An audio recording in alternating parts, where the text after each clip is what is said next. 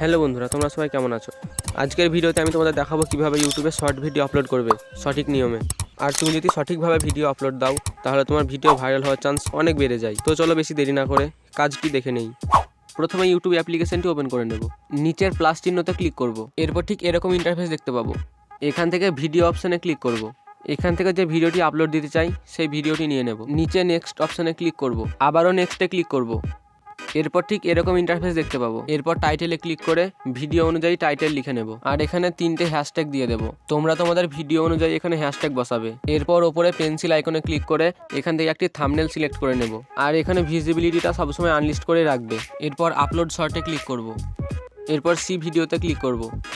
এরপর কিছুক্ষণের মধ্যেই ভিডিওটি আপলোড হয়ে যাবে। ভিডিও আপলোড হয়ে যাওয়ার পর ওয়াইটি স্টুডিও অ্যাপটি ওপেন করে নেব। এরপর ঠিক এরকম ইন্টারফেস দেখতে পাবো। নিচে কন্টেন্টে ক্লিক করে শর্টে ক্লিক করব। এরপর যে ভিডিওটি এখনই আপলোড দিলাম সেই ভিডিওটির ওপরে ক্লিক করব। এরপর ঠিক এরকম দেখতে পাবো। ওপরে পেন্সিল আইকনে ক্লিক করব। এরপর টাইটেলটিকে কপি করে নেব। এরপর নিচে ডেসক্রিপশন বক্সে ক্লিক করে এটিকে পেস্ট করে দেব।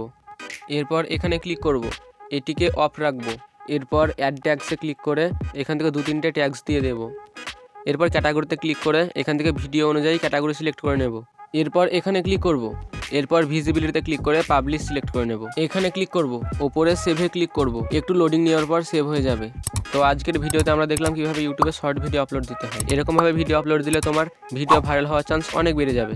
তো আজকে এই পর্যন্তই। সবাই ভালো থেকো, সুস্থ থেকো। দেখা হচ্ছে নতুন ভিডিওর সঙ্গে। বাই।